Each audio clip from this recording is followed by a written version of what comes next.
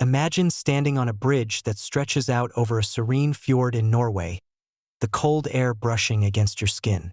The sun is setting, casting a fiery orange glow across the sky, mixing with streaks of deep red, violet, and blue. The clouds twist and swirl as if in a dance, creating a tumultuous backdrop that feels both beautiful and ominous. In the midst of this dramatic sky, a figure stands on the bridge. They are the focal point of this scene. Their body is gaunt and elongated, almost skeletal, and they are dressed in dark, flowing robes that ripple in the evening breeze.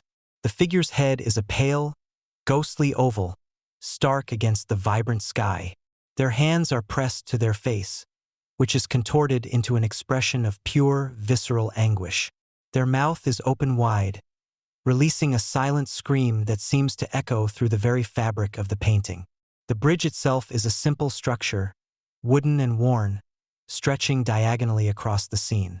It leads your eye toward the distant horizon, where the calm waters of the fjord reflect the turbulent sky. Yet, despite the bridge's solidity, it feels as though it could dissolve at any moment under the weight of the figure's despair. Behind the screaming figure, two other shadowy figures are barely discernible, walking away. They seem indifferent to the anguish of the central figure, their detachment amplifying the sense of isolation and helplessness. These figures are dark and blurry, their features lost in the twilight, adding to the surreal, dreamlike quality of the scene. The colors around the figure swirl and twist, blending into one another in a way that feels chaotic and overwhelming. The orange and red of the sky bleed into the dark blue of the water and the black of the land, creating a sense of movement and instability. This chaotic blend of colors mirrors the internal turmoil of the screaming figure, making the entire scene feel alive with emotion. As you focus on the central figure's face, you can almost feel their anxiety and terror.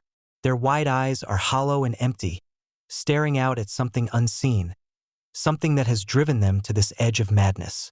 The figure's scream is not just a cry of fear, but of existential dread, a response to an overwhelming sense of isolation and the fleeting, fragile nature of human existence.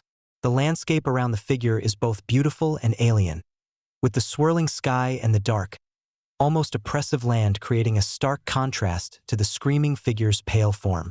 This contrast heightens the emotional impact, making the figure's despair feel even more profound and all-encompassing. In this painting, Edvard Munch has captured a moment of intense personal agony, set against a backdrop that is both eerily beautiful and deeply unsettling. The scream is not just a visual representation, but an emotional experience, drawing you into the raw, unfiltered essence of human fear and despair. It leaves you with a lingering sense of unease, a reminder of the fragile line between sanity and madness, and the universal experience of confronting one's deepest fears.